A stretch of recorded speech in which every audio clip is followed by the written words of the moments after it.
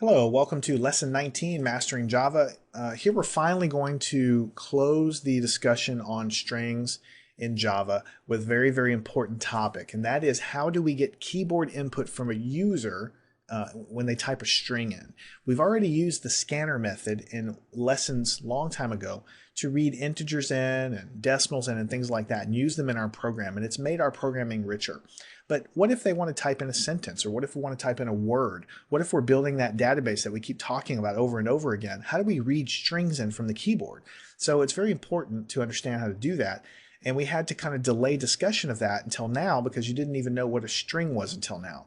Well, it turns out the scanner method that we've been always using over and over again to get keyboard input is available to be used to read in strings as well. So let me just demonstrate how to do that. If you've never used the scanner method up till now, you need to go back to my previous lessons that I've talked a lot about what's happening here with the scanner method in previous volumes of Mastering Java. We've used it a lot. We just haven't used it thus far with strings because I wanted to get you up to speed in terms of what strings are.